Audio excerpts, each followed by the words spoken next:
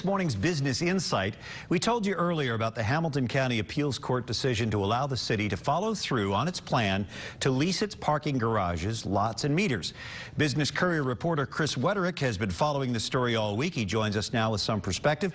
Welcome, Chris. Good to have you with us. Thanks, Brian. It's great to be here. Originally, they talked about plugging the holes in the budget with the revenue that would come from this deal, but the balanced budget for this year means that changes. Where would they spend the money now? What's the focus? Well, there has been a major shift among the people that support this plan. They, particularly Vice Mayor Qualls, who of course is running for the mayor's job herself.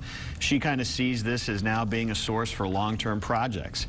She wants to do stuff like the apartment tower at 4th and Race. She wants to prop up the city's pension fund, and she wants to bolster the fund balance, the reserves that the city has.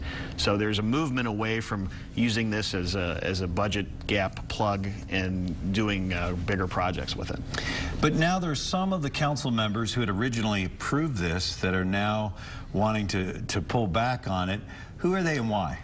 Well, the main person who changed their mind is Laurie Quinlivan. She changed her mind because she looked at the budget and said, look, we have a balanced budget now. Maybe we can look at this parking deal again and maybe get a better deal. One of the things she wants to do and pointed out was the parking meter lease plan calls for the meters to be into effect until 9 o'clock Monday through Saturday. Right now, most of them are into effect until 6 o'clock at night. She wants to pull that back to 6 o'clock so that people don't have to pay for meters at night. So that's just one aspect that they think they might get a better deal on. We heard the mayor earlier, though, say this is going to move forward as is. Mm-hmm. So even if there's like 5 votes on council, there's a majority to pull it back, what's the mayor's role in all that? Well, it's funny. The mayor had a kind of a funny quote, but also kind of a politically telling quote. He said, "It takes 5 votes to do something the mayor wants to do. It takes 6 to do something he doesn't want to do." Aha. And they do not have 6 votes at this point. So he would veto. Right. He said he would. His implication was that it wasn't even going to come forward, that he would bottle it up in a committee or something. But if it did reach a vote, that he would veto it. Yes. So the big difference for the city is rather than collecting parking revenue over the years, it would get a chunk of money now. What about for people who park? Whether or not this goes through, are we going to notice a big difference? It's going to be a subtle difference. I mean, I think it's $92 million in revenue. The downtown meters are going to stay at $2 an hour initially, and then they will go up 25 cents every 3 years is what the city has said. So they're going to notice some differences, and I think even if the deal wasn't being done, the city is looking for revenue, and they might have seen increased rates anyway. Some critics say this is just a short-term solution.